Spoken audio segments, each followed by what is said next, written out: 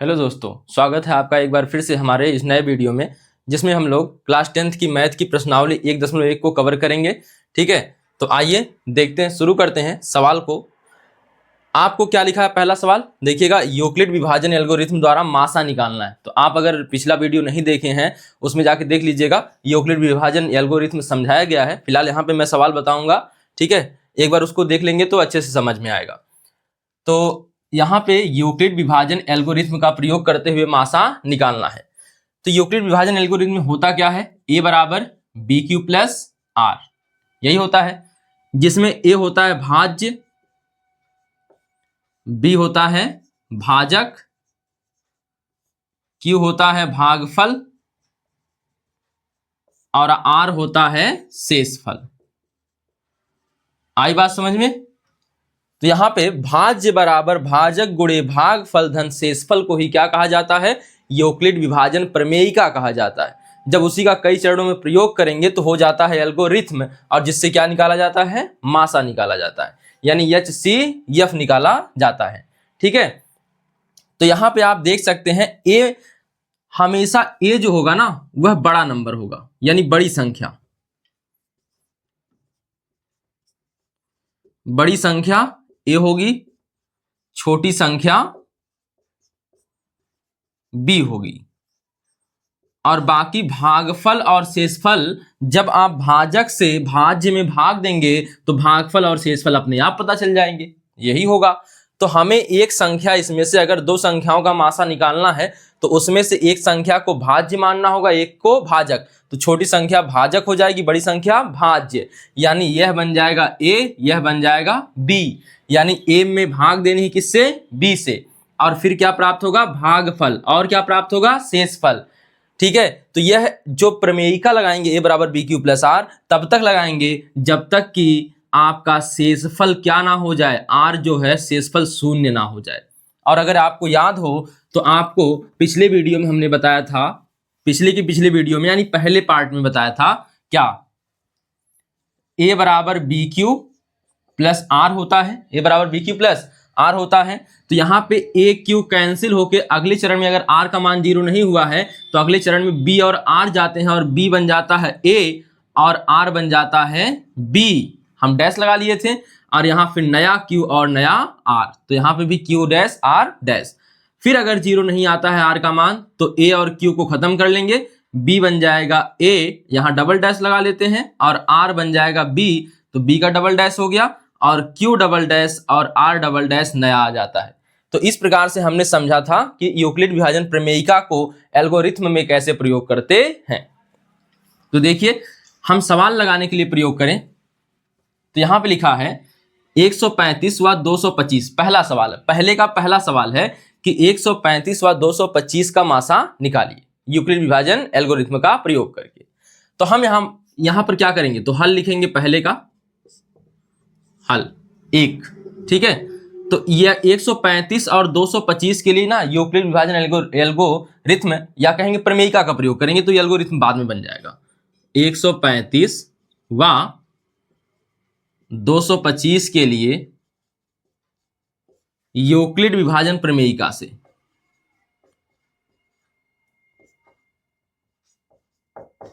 बड़ी संख्या ए बनती है। आपको पता है रखना क्या है? ए बराबर बी क्यू प्लस आर। ठीक है, यहां ए बराबर कौन बनेगा? ए बराबर बन जाएगा 225, बी बराबर कौन बनेगा? 135। अब आपको पता है कि ए भाज्य होता है, बी क्या होता है? भाजक। तो भाजक से 135 से 225 यानी भाज्य में भाग दे दीजिए, तो एक बार भाग जाएगी, एक बार भाग जाएगी, तो यहाँ पे एक बार भाग जाएगी, तो यहाँ हो जाएगा 135। घटा दीजिए, कितना हो गया? 0। अब 12 में से 3 जाए 9, और यहाँ पे 1 में से 1 जाए 0 हो गया, यानी शेषफल शून्य नहीं आया है। अब भाग जाएगी भी नहीं, शेषफल शून्य नहीं आया है, तो आपको क्या करना है? यह वाला होता है ए, यह होता है बी, यह नया क्यू, और यह क्या है? आर। तो यहाँ पे क्या बन जाता है? ए बराबर बी क्यू प्लस आर। तो यहाँ से बनाएंगे यूक्लिड विभाजन प्रमेयिका के लिए, तो 225 बराबर क्या लिख सकते हैं? तो जो बड़ा है उसे सामने पहले लिख लेंगे, उसके बाद 135 माने यहाँ भाज्य है, तो भाज्य गुणे भाज्य नहीं भाजक है, तो भाजक गुणे भागफल। भागफल कितना आया है? 1। तो 135 गुणे 1 धन शेषफल बराबर धन कितना 90। ठीक है, अब आपको पता है कि यहाँ पे शेषफल जब 0 नहीं आता है तो फिर हम यूक्लिड विभाजन प्रमेयिका का प्रयोग करते हैं। अब यहाँ पे देखिएगा, लिखेंगे क्योंकि यहां शेषफल इज नॉट इक्वल टू 0, इसलिए पुनः किसके किसके लिए अब करेंगे, ए और क्यू खत्म, तो ए खत्म क्यू खत्म, तो बच गया यहाँ पे 135 और 90। 135 पुनः 135वां 90 के लिए यूक्लिड विभाजन प्रमेयिका से, यहां आप समझ लीजिएगा पूरा यूक्लिड विभाजन प्रमेयिका से लिखा गया है। ठीक है, तो यहां पे जब लगाएंगे तो 135 बड़ा है और 90 छोटा है, तो छोटके से जो बड़का है उसमें भाग दीजिए, तो छोटके से जब बड़के में भाग देंगे तो कै बार जाएगी, 9 दूनी 18 हो जाएगा, 2 बार तो नहीं है जाएगी, कितनी बार जाएगी, 1 बार भाग जाएगी, तो यहाँ पे बच गया क्या 5, और यहाँ पे कितना आ जाएगा 4, 13 में से 9 जाए 4 हो गया। ठीक है, तो 45 आ गया। अब बताइए फिर शेषफल शून्य नहीं हुआ है, तो फिर से क्या करेंगे, इसको पहले लिखेंगे, बड़ा वाला लिख लेंगे 135, भाजक कौन बना था 90, भाजक कौन बना है, यहाँ पे देखिए यह a है, यह b है, यह q है, और यह कितना है r, तो a बराबर बी क्यू प्लस r, तो यह गुणा यह प्लस, तो b माने 90, q माने 1, तो 90 गुणे 1 धन r माने 45। ठीक है, अभी भी शेषफल नहीं 0 हुआ है, लिखेंगे चूंकि यहां शेषफल इज नॉट इक्वल टू 0, इसलिए पुनः अब किसके लिए करना है, यहां पे देखिए 135 खत्म 1 खत्म, तो बच गया कौन 90 और 45, 90 और 45, तो यहां पे 90 और 45 के लिए पुनः 90 और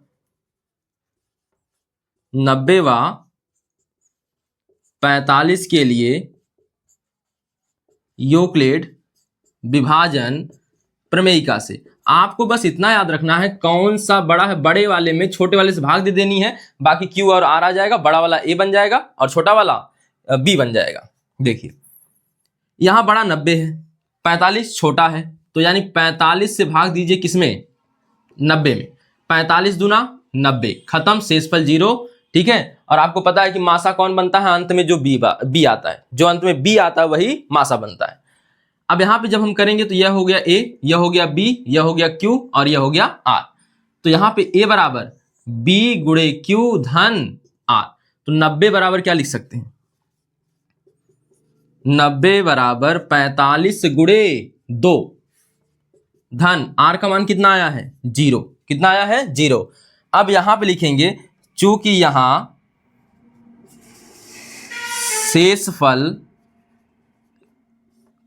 शेषफल बराबर कितना है 0 है, इसलिए 45, देखिए यहां पे b कौन बचा है 45, इसलिए 45 दी गई संख्याओं का मौसा है, नहीं मासा है,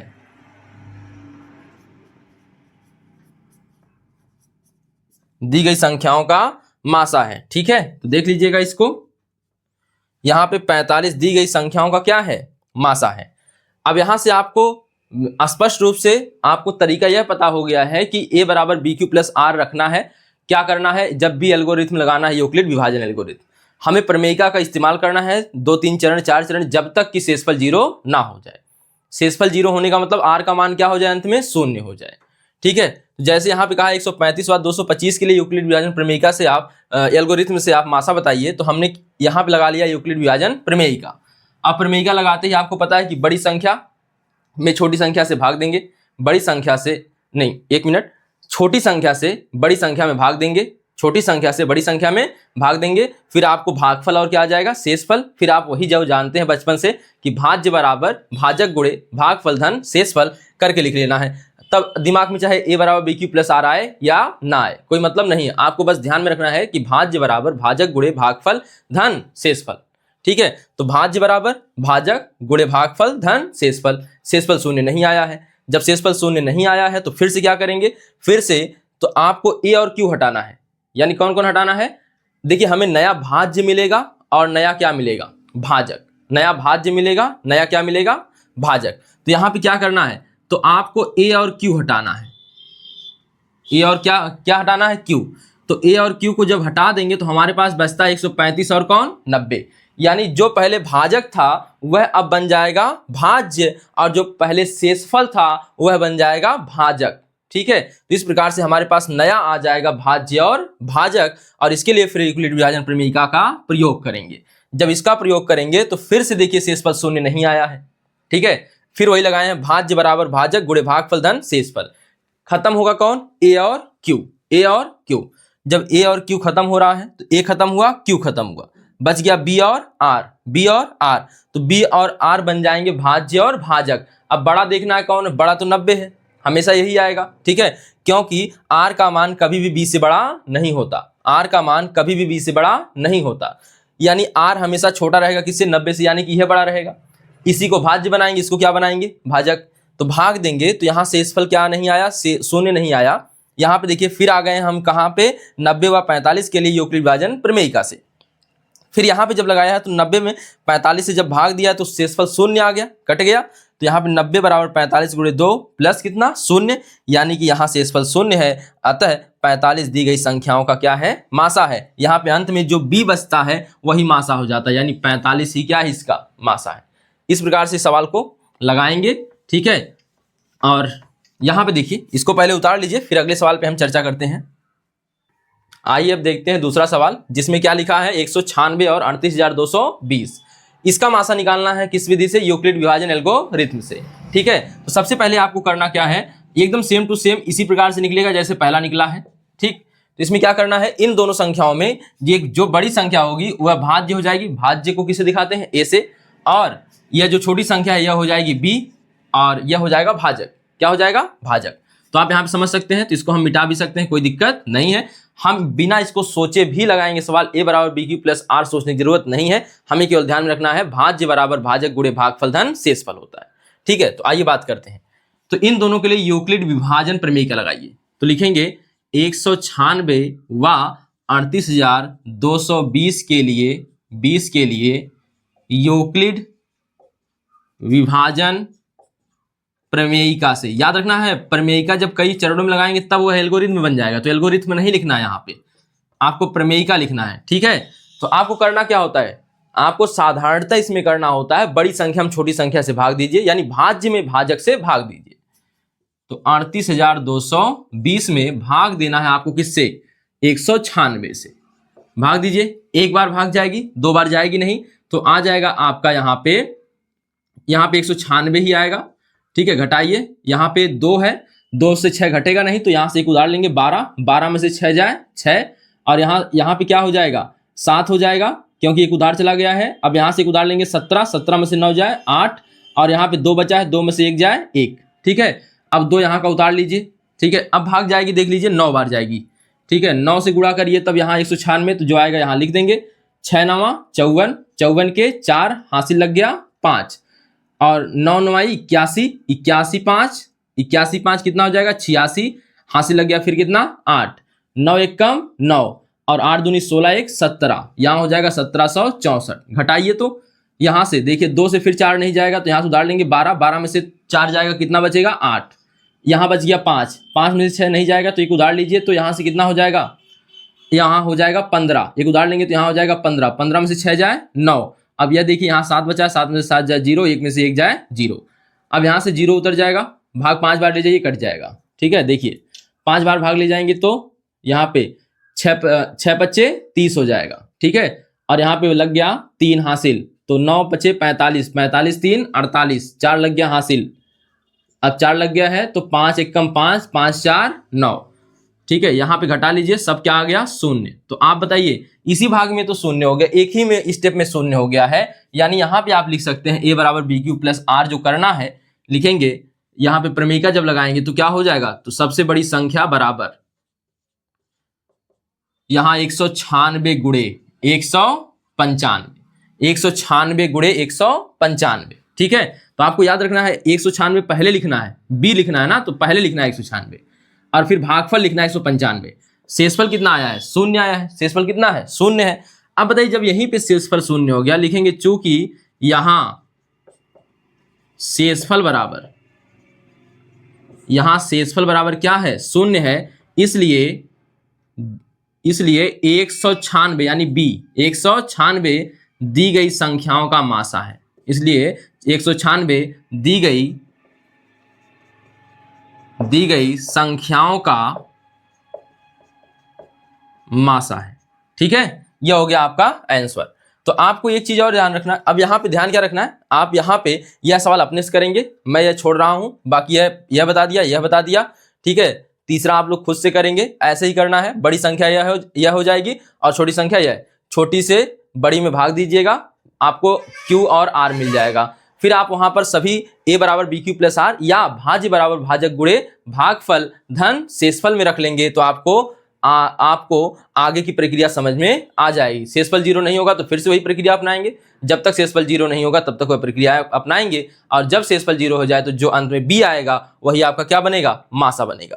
मासा मतलब यह बन जाएगा। तो इसको उतार लीजिए, यह उतारने की जरूरत नहीं है। ठीक है, उतारिए। आइए देखते हैं दूसरा सवाल। तो क्या है यह? देखिए, दर्शाइए कि कोई भी धनात्मक विषम पूर्णांक 6q + 1 या 6q + 3 या 6q + 5 के रूप का होता है।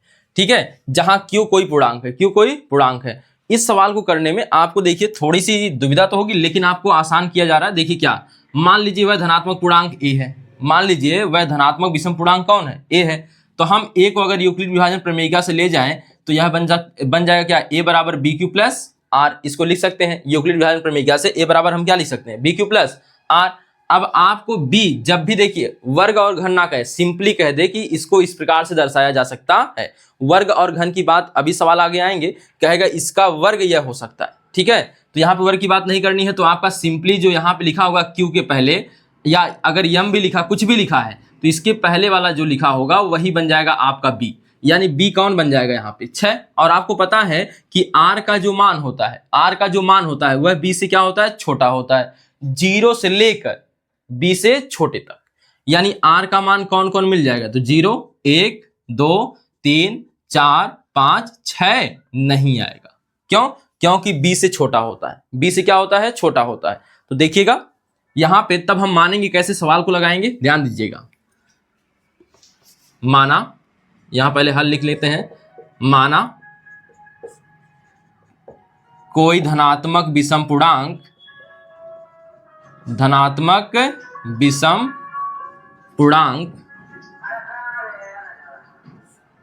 कौन है? a है। मान लेते हैं कोई धनात्मक विषम पूर्णांक a है, देन यूक्लिड विभाजन प्रमेयिका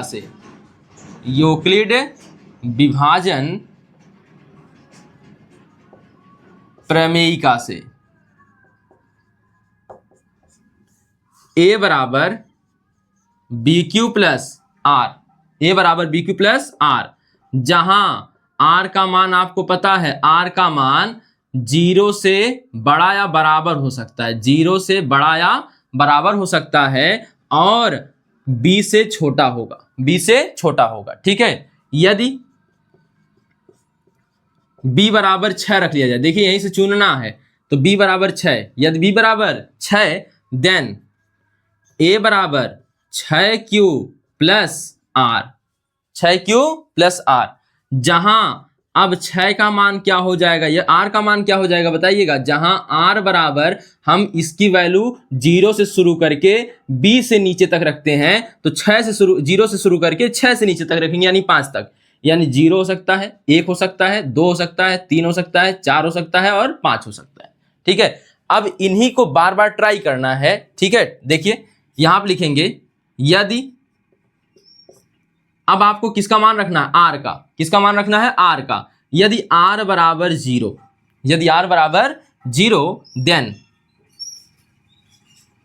देन क्या हो जाएगा? यदि R बराबर 0 तो A बराबर क्या मिलेगा? 6Q, और 0 रखेंगे तो 0 बराबर केवल कितना मिलेगा? 6Q।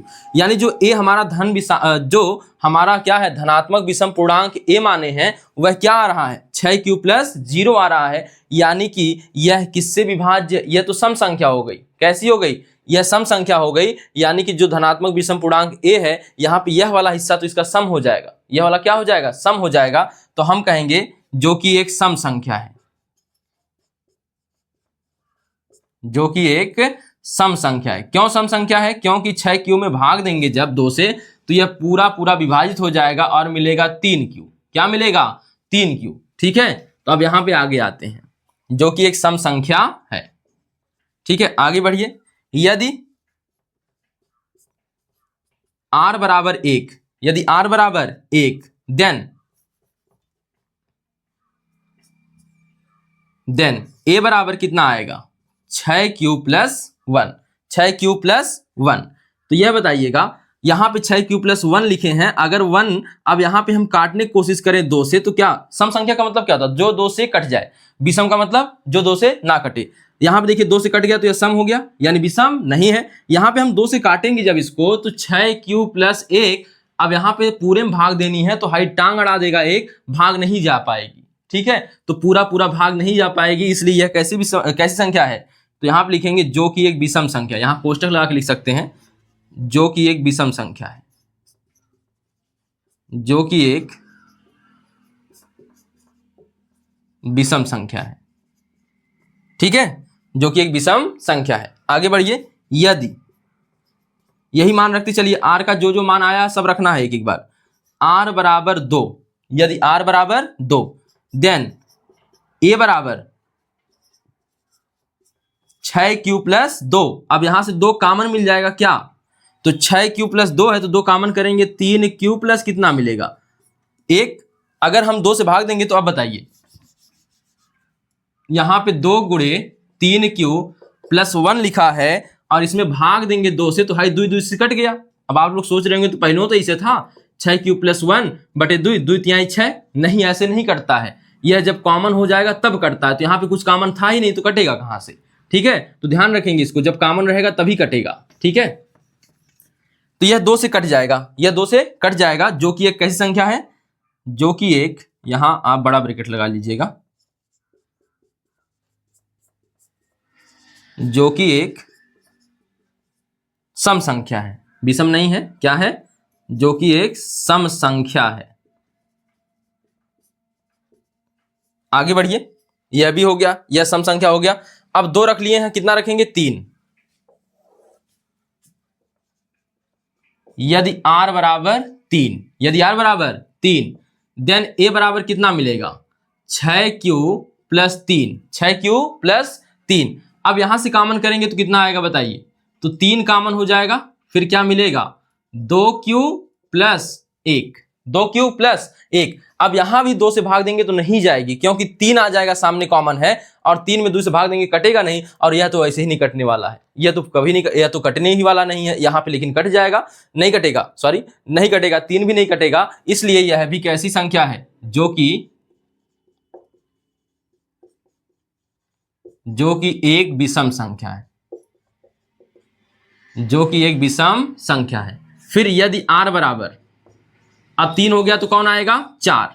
अब 4 लाइए, यदि r बराबर 4, देन a बराबर 6q प्लस 4। 2 कॉमन हो जाएगा, देख लीजिए 2 कॉमन होगा तो यहां बच जाएगा 3q, और यहां बचेगा 2।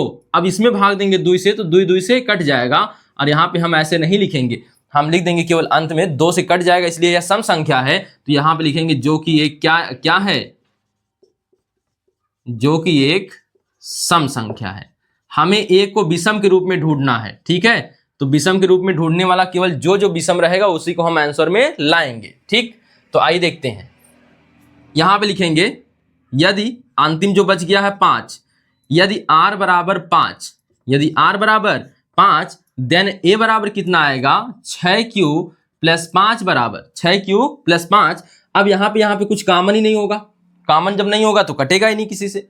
जब यहाँ पे देखिए कटने 2 से, किसी से काटने की कोशिश करेंगे तो कट ही जाएगा, लेकिन यहाँ पे 2 से कटेगा, नहीं कटेगा। ठीक है, अगर यहाँ 2 से यह नहीं कटेगा तो हम कहेंगे यह कैसी संख्या है, विषम संख्या है। तो आप क्या लिखेंगे, जो कि एक विषम संख्या है,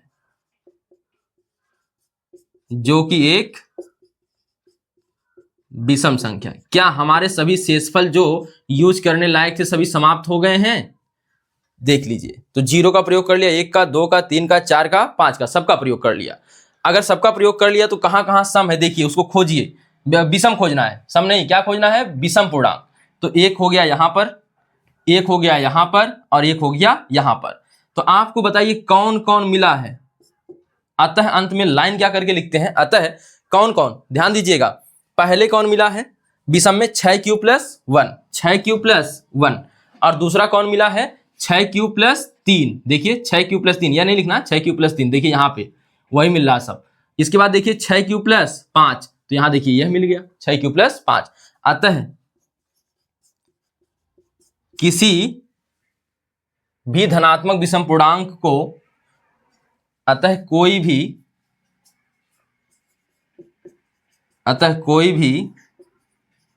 धनात्मक विषम पूर्णांक, अतः कोई भी धनात्मक विषम पूर्णांक किस रूप का होता है? 6q + 1, 6q + 3 व, या करके लिखेंगे, यहां पे भी या लगाना है तो थोड़ा सा मिटा देते हैं, या 6q + 3 या 6q + 5 के रूप का होता है।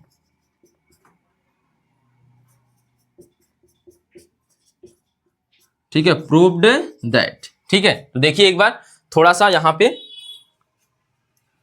एक बार नजर घुमाइए इधर सवाल की तरफ, तो आपको क्या मिलेगा? आपसे कहा है कि कोई भी धनात्मक विषम पूर्णांक जो है 6q + 1, 6q + 3, 6q + 5 के रूप का होता है। यह आपको जानकारी दे रहा है बी के बारे में। ठीक है, यह 6 जो दे रहा है जानकारी बी की दे रहा है। ठीक है, यानी हमने मान लिया कोई भी धनात्मक जो विषम पूर्णांक होगा वह ए होगा। तो ए कब कब विषम आएगा उसी को देखना है। ठीक है, तो हमने एक विषम पूर्णांक मान लिया है ए।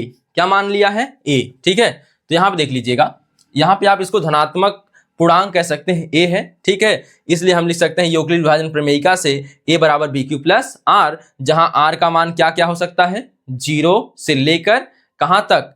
b के बीच तक, 0 से लेकर b से पहले तक। ठीक है, यानी कि यदि हम b = 6 रख लें, यहां से b = क्या रख लें? 6 रख लें, तो a = 6q + r मिलेगा, जहां r बराबर क्या हो जाएगा? अब 6 से नीचे में रहना, 0 शुरू करना है, तो 0 1 2 3 4 5 हो जाएगा।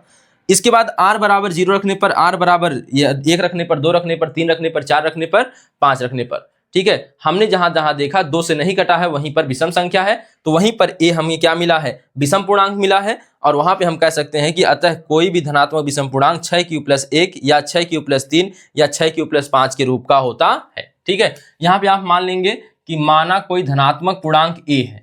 ठीक है, आप यहां पे रहने दीजिए, आप a को विषम कहना बाद में कहेंगे जब यह प्रूव कर लेंगे तब। ठीक है, तो देखिए ए भी सम भी हो रहा है, ए विषम भी हो रहा है, तो ए हम कहां कहां विषम कहेंगे? तो 6q + 1 पर, 6q + 3 पर और 6q + 5 पर। तो इस प्रकार से यह सवाल हल हुआ। इसको उतार लीजिए। तो देखिए यह सवाल तीसरा, किसी परेड में 6 से 16 सदस्यों वाली एक सेना की टुकड़ी को 32 सदस्यों वाली एक आर्मी बैंड के पीछे मार्च करना है। यानी यहाँ पे ऐसे मान लें, अगर यहाँ पे हम ... यहाँ पे 32 लोग ऐसे ही पंक्ति में खड़े हैं। ठीक है, यह मान लेंगे कि कितने लोग खड़े हैं? 32 लोग बैंड लेकर खड़े हैं, एकदम बाजे उजे के साथ खड़े हैं। इनके पीछे 616 लोगों को खड़ा होना है, और 616 लोग इसी लाइन में खड़े होंगे। कैसे खड़ा किया जाए कि सभी लोगों को यहाँ पर 32 के जो बैंड वाले हैं उनके पीछे समान संख्या में लोग रहे। अगर इसमें यक्स हैं तो इसमें भी यक्स, और सभी में कितने लोग आए? यक्स। ठीक है, ऐसे सवालों को लगाने के लिए अधिकतम संख्या पूछे जब, तो यहां पर अधिकतम संख्या के लिए मासा निकालते हैं, और जब सबसे छोटी से छोटी संख्या पूछे तो हम उसे कैसे निकालेंगे? फिर लासा निकालेंगे। ठीक है, यानी LCM निकालेंगे जब कहेगा छोटी से छोटी संख्या बताइए, और जब कहेगा अधिकतम संख्या बताइए, बड़ी से बड़ी संख्या बताइए, तब हम मासा निकालेंगे, यानी HCF निकालेंगे। तो आइए निकालते हैं। देखिए, तो हमें क्या करना होगा? हल लिखेंगे, यहां पे लिखेंगे स्तंभों की अधिकतम संख्या के लिए, स्तंभों की अधिकतम संख्या के लिए संख्या के लिए 616 व 32 का मासा निकालना होगा। ठीक है, देख लीजिए, स्तंभों की अधिकतम संख्या के लिए 616 व 32 का मासा निकालना होगा, या लिख सकते हैं स्तंभों की अधिकतम संख्या 616 32 का 616 व 32 का, ऐसे लिख देते हैं 616 व 32 का मासा होगा। ठीक है, स्तंभों की अधिकतम संख्या 616 व 32 का मासा होगी। ठीक है, 32 का मासा होगी। ठीक है, देन अब चाहे यूक्लिड से निकाल लीजिए, चाहे साधारण गुणनखंड से निकाल लीजिए, कोई शर्त तो है नहीं, लेकिन अभी हम यूक्लिड जानते हैं तो यूक्लिड से ही निकाल लेते हैं। तो 616 व 32 के लिए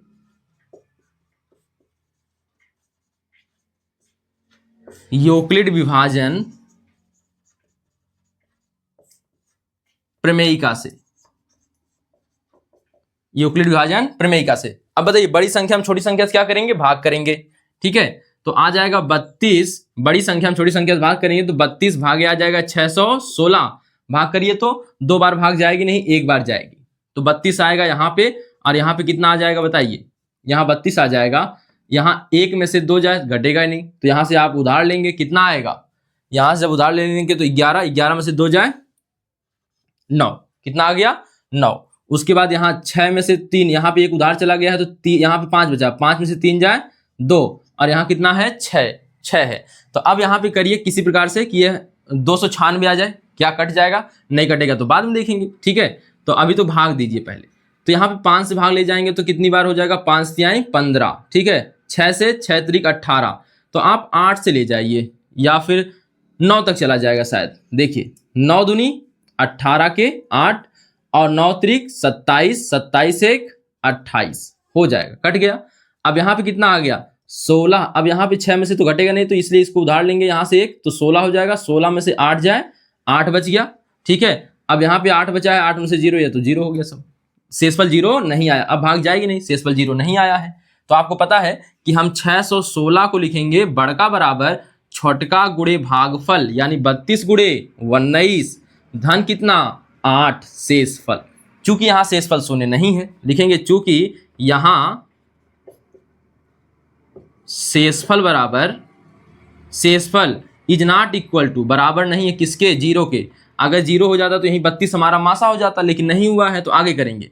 इसलिए किसके लिए, 32 के लिए और किसके लिए 8 के लिए। आपको पता है ए छोड़ना है, क्यू छोड़ना है। ठीक है, 616 और 19 छोड़ना है, 32वां, इसलिए 32वां 8 के लिए, यहां पे पुनः भी लिख सकते हैं, इसलिए पुनः 32वां 8 के लिए यूक्लिड विभाजन प्रमेयिका से,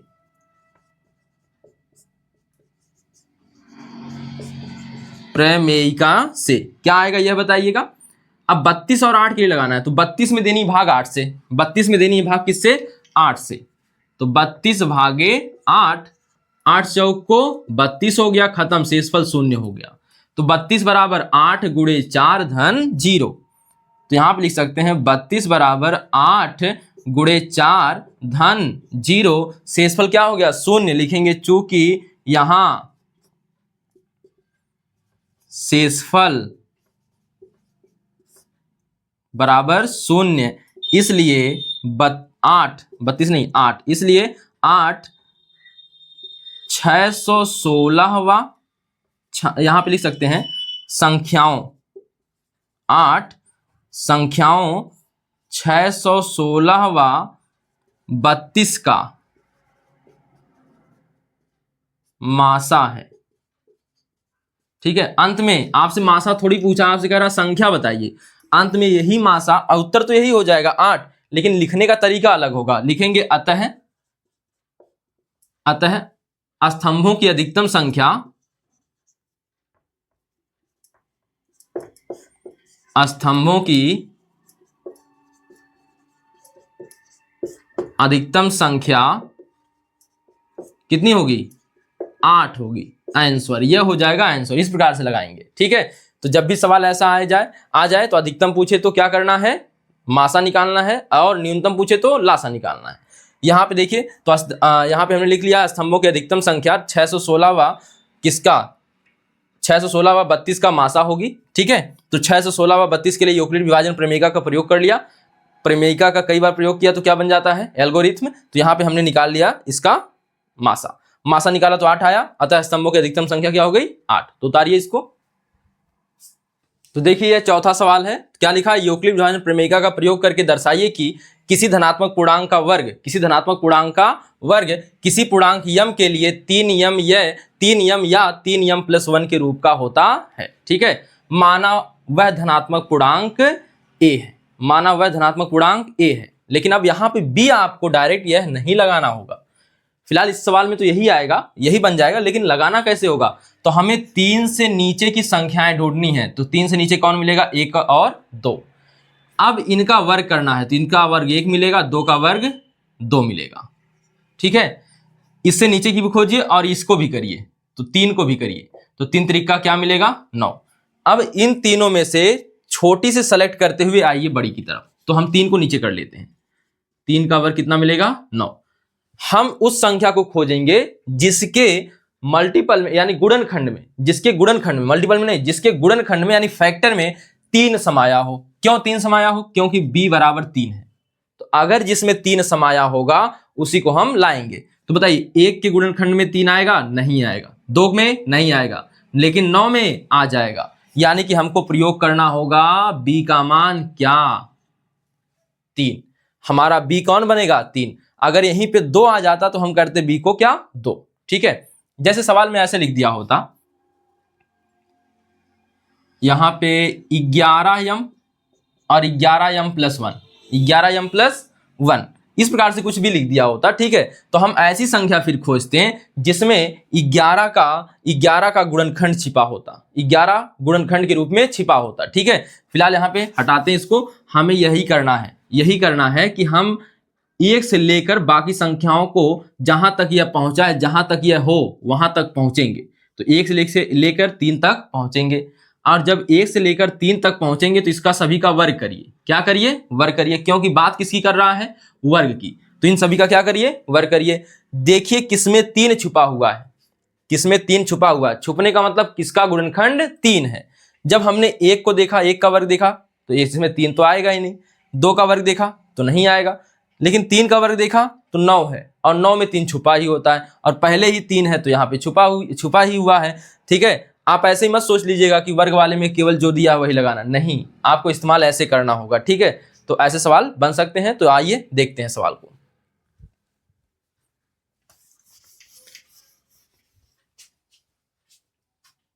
माना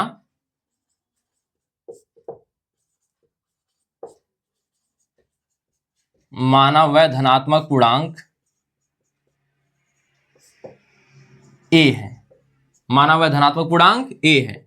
देन अब वर्ग नहीं कर रहे हैं, हमने माना वह धनात्मक पूर्णांक क्या है, a है, जिसका वर्ग करने पर यह आएगा, ठीक है। तो अब लिखेंगे देन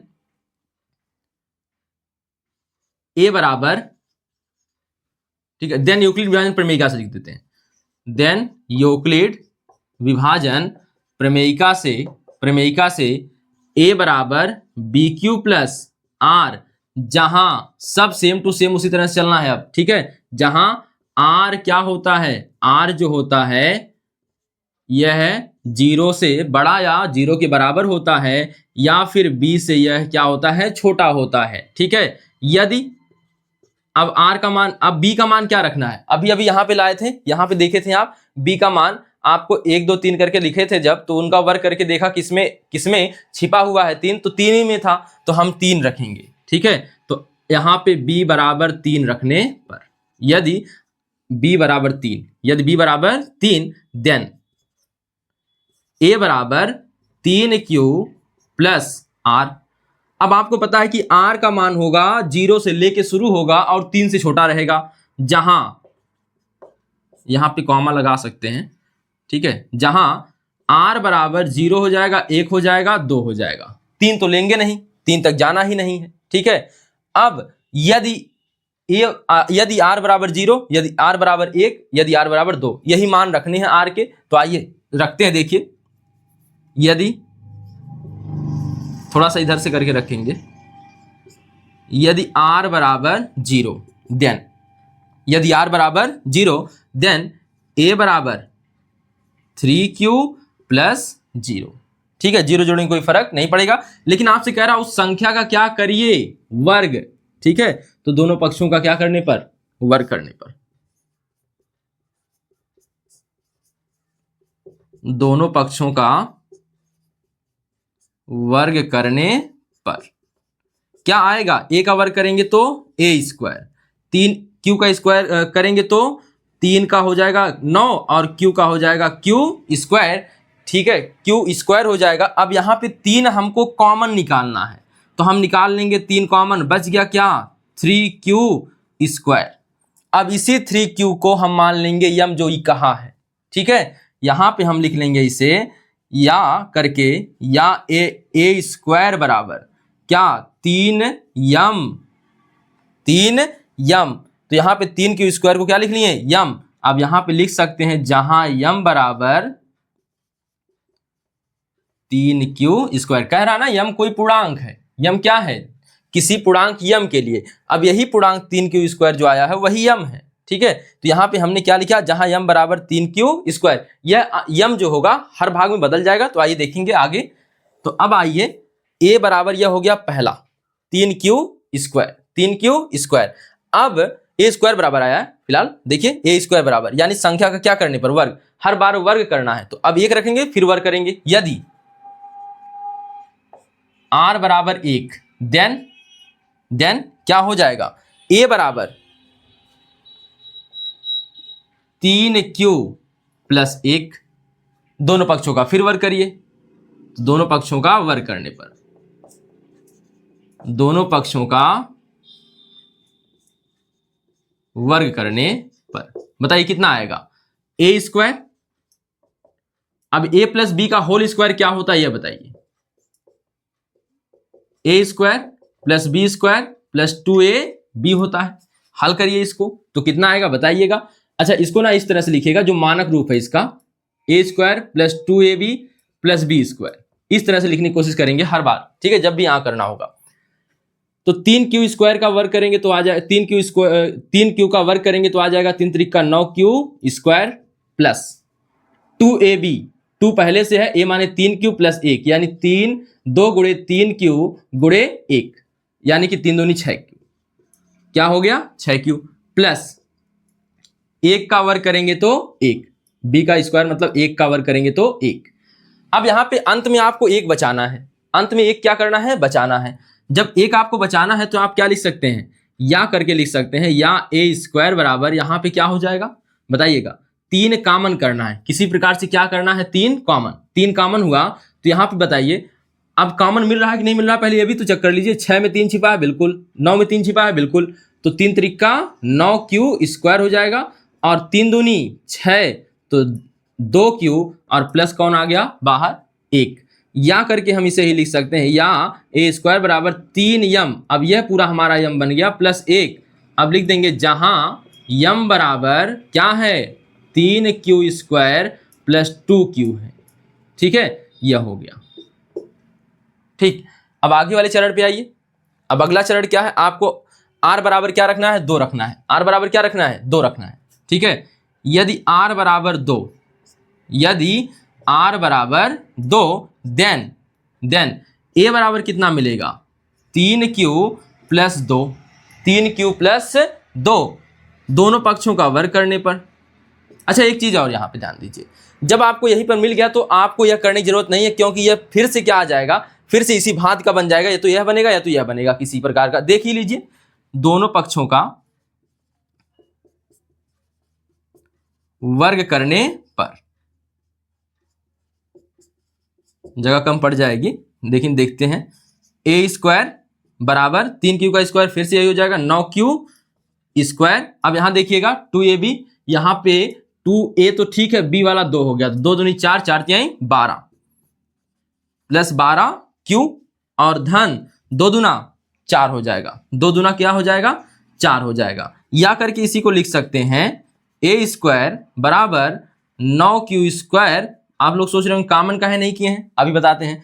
अब हम 4 को तोड़ सकते हैं 3 + 1 में, 3 + 1 में, ठीक है। अब यहां पे देखिए जगह कम है तो यहां पे कर लेते हैं, या ए स्क्वायर बराबर, अब कॉमन करेंगे। अब देखिए यहां से 3 सब में से कॉमन मिल जाएगा, ठीक है। 3 सब में से कॉमन मिलेगा तो क्या बचेगा, 9 को हम कर लेंगे 3q स्क्वायर, और यहाँ 3 चौक के 12, 4q आ जाएगा, और प्लस कितना बचेगा यहाँ पे 1, और धन कितना बचेगा बाहर 1 आएगा ना।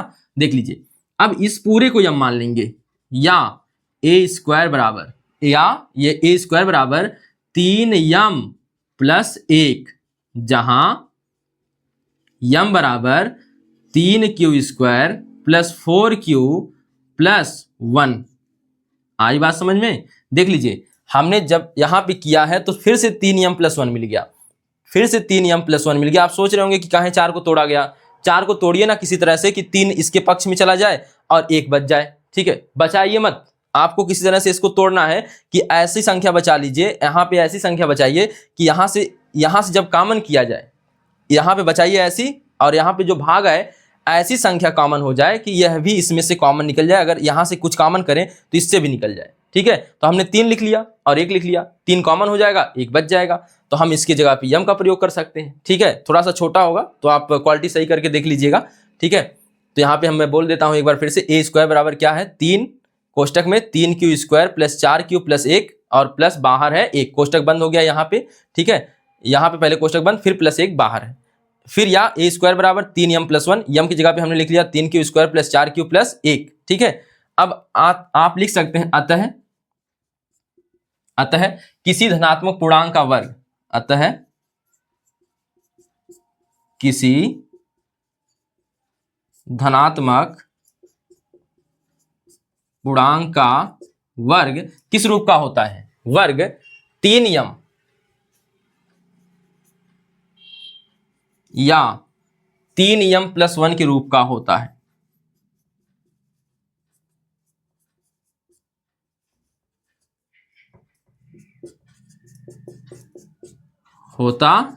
किसी धनात्मक पूर्णांक m के लिए, किसी पूर्णांक m के लिए 3m + m के 3m या 3m + 1 के रूप का होता है। यह हो गया प्रूव्ड दैट, ठीक है।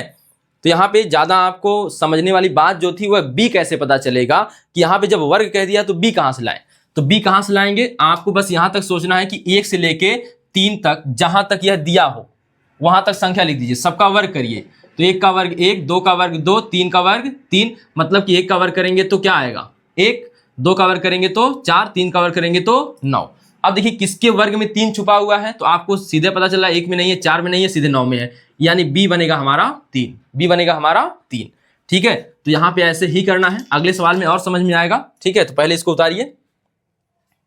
आइए देखिए 5वां सवाल क्या कह रहा है, यूक्लिड विभाजन प्रमेयिका का प्रयोग करके दर्शाइए कि किसी धनात्मक पूर्णांक का घन, बात क्या है किसकी करनी है, घन की, ठीक है। देखिएगा 9m या 9m + 1 या 9m + 8 के रूप का होता है, 9m या 9m + 1 या 9m + 8 के रूप का होता है।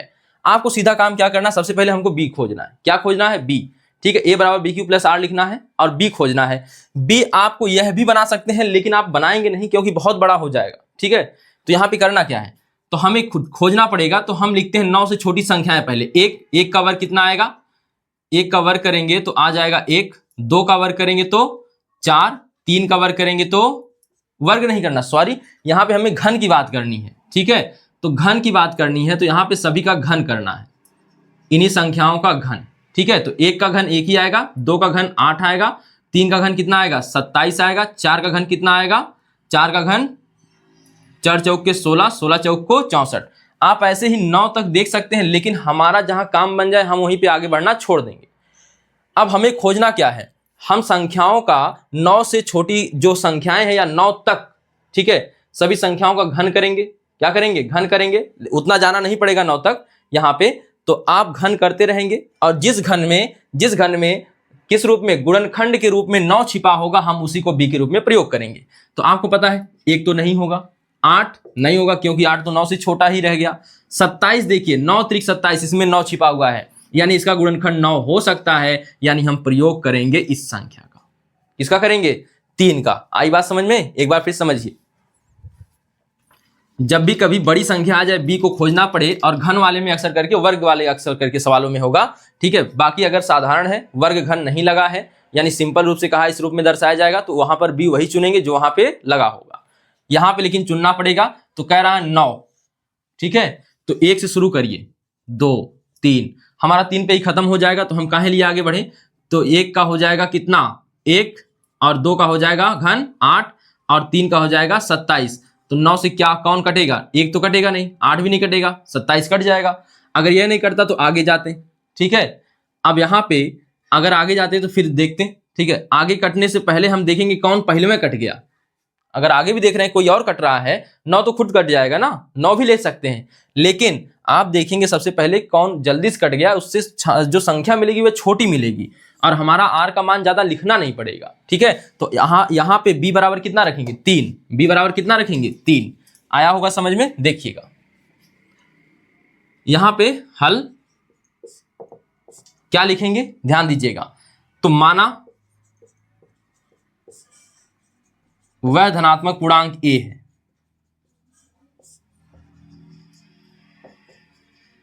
माना वह धनात्मक पूर्णांक a है, देन यूक्लिड विभाजन प्रमेयिका से, यूक्लिड विभाजन प्रमेयिका से क्या बनेगा? a बराबर बी क्यू प्लस आर, जहां आपको r का मान पता है, जहां r बराबर, r का मान जो होगा 0 से बड़ा होगा, या 0 के बराबर, या b से क्या होगा? छोटा, और b से होगा छोटा, ठीक है। r का मान 0 से शुरू होगा, b से कम तक रुकेगा, ठीक है। तो यहां पे आप समझ रहे होंगे। और यहां पे यदि b बराबर कितना रखना है, पीछे से हम खोज के आए हैं, अब वो दिखाना नहीं है कैसे खोज के लाए हैं, आपको अपने से यहां पे दिखा देना है, ठीक है। आपको रख देना है केवल। तो यदि b बराबर 3, यदि b बराबर 3, देन a बराबर 3q प्लस r। अब r का मान बताइए कौन कौन हो सकता है? r का मान कौन कौन हो सकता है? जहां r का मान हो जाएगा 0 1 2, 3 तो होगा ही नहीं, ठीक है। तो आइए अब इसमें प्रक्रिया अपनाते हैं। तो 3 तो होगा नहीं, 0 1 2 रहेगा, ठीक है। यदि यहां पे किसका मान रखना है? किसका मान? r का। किसका मान हमें मिला है? 0 1 2, r का। तो देन यहां पे यदि r बराबर 0, यदि r बराबर 0, देन a बराबर 3q, और r का मान 0 रखेंगे, कोई फर्क ही नहीं पड़ने वाला है, 0 जुड़ेगा तो 0 हो जाएगा, ठीक है। तो 0 जुड़ेगा तो या लिख सकते हैं, देन a बराबर 3q। लेकिन आपको कह रहा है कि उस संख्या का क्या करिए? घन करिए।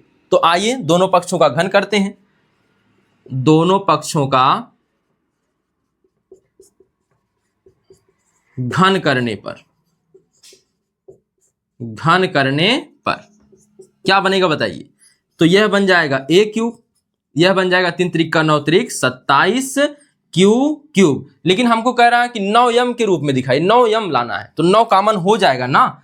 तो a क्यूब बराबर 9 कॉमन कर लीजिए, और यह हो जाएगा 9 त्रिक 27 क्यूब। हो जाएगा नहीं हो जाएगा? हो जाएगा। आइए आगे यहां से देखते हैं। अब या करके लिख सकते हैं, या a क्यूब बराबर 9 यम। यम किसकी जगह लिखे हैं? 3q क्यूब की जगह पे, जहां यम बराबर, जो खाली बचेगा ना उसको यम जो भी कहे, जो सवाल में लिखा हो वही मान लेते हैं, ठीक है। जो भी खाली बचता है, फालतू का बचता है, उसको यह जो संख्या, जो यह नंबर लिखा है यानी यम लिखा है, ठीक है, जो भी आपको यह लिखा है पद, उसी को अल्फाबेट को हम लिख लेते हैं, ठीक है। तो जहां यम बराबर क्या है? 3q स्क्वायर है, 3q स्क्वायर है। अब यहां पे एक तो मिल गया 9 यम। यदि अब दूसरे वाले के पास चलते हैं, यदि r बराबर 1, यदि r बराबर 1, देन a बराबर 3q प्लस 1। लेकिन हमको चाहिए घन, तो करेंगे दोनों पक्षों का घन। दोनों पक्षों का घन करने पर, दोनों पक्षों का घन यानी क्यूब, घन करने पर क्या बनेगा बताइए? a क्यूब बराबर, अब तो यह कठिन हो गया, कैसे करेंगे? ए प्लस बी का होल क्यूब क्या होता है ये बताइए। A cube plus B cube plus 3ab कोष्टक में a प्लस बी, यही होता है। लेकिन हम लोग इसी को लिख सकते हैं कैसे, हम लोग लिख सकते हैं a क्यूब प्लस, इसको पहले बीच में करेंगे, यह लास्ट में लिखते हैं, ठीक है। तो यह आ जाएगा 3a स्क्वायर बी प्लस क्या हो जाएगा 3ab square plus b cube. इस तरह से हल कर सकते हैं। तो यही फॉर्मेट लगाएंगे, क्यों, क्योंकि हमको b को लास्ट में रखना है, एक का वर्ग जो है लास्ट, एक का क्यूब जो है लास्ट में रखना है। तो एक का a का क्यूब करेंगे, यहाँ a मतलब यह वाला a नहीं है, यहाँ 3 क्यू से मतलब है, ठीक है। यहाँ पे a प्लस बी का होल क्यूब हमने लिखा है, ठीक है। अब इसी पर रखिए तो 3, यहाँ पे a मतलब 3 क्यू, a मतलब 3 क्यू का स्क्वायर क्यूब करेंगे तो कितना आएगा 3 त्रिक का 9 त्रिक 27 क्यू, 27 क्यू का क्यूब धन 3a square B, 3a square माने कितना, a स्क्वायर माने 3 क्यू यानी 3 त्रिक का 9 क्यू स्क्वायर गुणे b का मान कितना 1 यानी 9 त्रिक 27, 9 त्रिक 27, 27 क्यू स्क्वायर, 27 क्यू स्क्वायर धन इसके बाद कितना है 3ab स्क्वायर। तो यहां पे रखेंगे 3a का मान 3 क्यू और b का मान 1 और इसका वर्ग, यहां पे 1 का वर्ग करेंगे तो 1 ही रह जाएगा, तो बचेगा 3 त्रिक का 9 क्यू प्लस b का क्यूब, b माने 1 का क्यूब करेंगे तो 1 आ जाएगा। तो अब इसको हटा सकते हैं आराम से, ठीक है। ध्यान दीजिएगा, आप a प्लस बी का होल क्यूब जैसे सूत्र पढ़े हैं ना वैसे भी लगा सकते हैं, कोई दिक्कत नहीं है। बाकी है अंत में यह लाइएगा, ठीक है। जब हल कर लीजिएगा तो अंत में क्या लाना है 1, जो बीच में रहेगा उसको कहां कर देना है, लास्ट में कर देना है।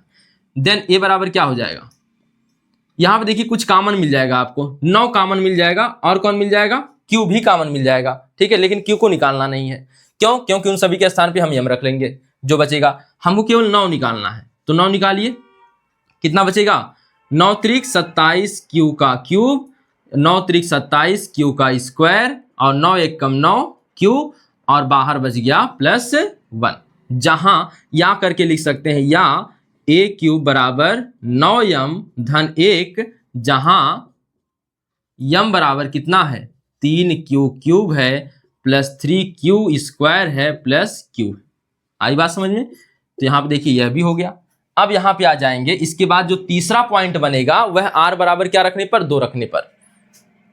यदि r बराबर 2, यदि r बराबर 2, देखिए यहां से हम इसी के नीचे आ रहे हैं, ध्यान दीजिएगा। यदि r बराबर 2 देन क्या हो जाएगा, देन आप यहां पे लिख सकते हैं a बराबर 3q, a बराबर 3q प्लस r का मान कितना रख देंगे 2, ठीक है। दोनों पक्षों का घन करने पर,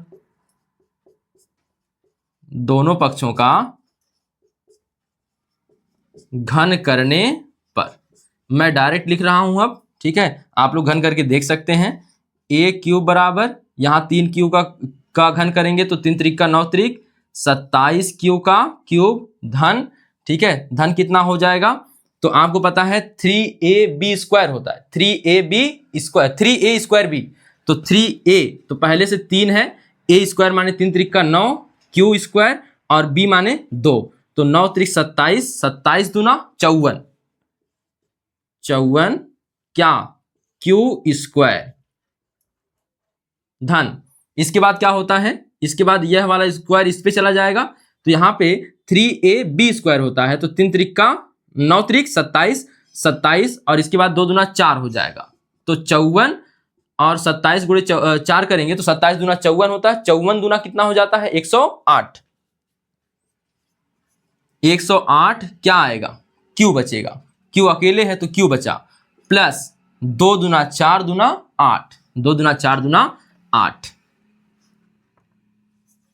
ठीक है। तो यहां पे ध्यान देंगे 2 दूना 4 दूना कितना हो गया 8, और करना क्या है देखिए 8 से 1 नहीं अंत में आया हुआ है, तो इसमें से आपको दिख रहा होगा कि 9 कॉमन, 9 क्या करना है कॉमन, या 9 कॉमन करेंगे तो क्या मिल जाएगा, 9 कॉमन हो गया, तो 9 कॉमन करनी है तो 9 त्रिक 27 क्यूब और यहां से 9 करेंगे कॉमन तो 9 छक्के 54, 6q स्क्वायर और यहां से करेंगे तो 9 एक कम 9 और 9 दूनी 18 और यहां बच गया बाहर 8, ठीक है। देख लीजिए इसको, या करके फालतू की चीजों की जगह पे हम क्या लिखेंगे, यम, या ये क्यूब बराबर 9m धन कितना 8, जहां यम क्या है,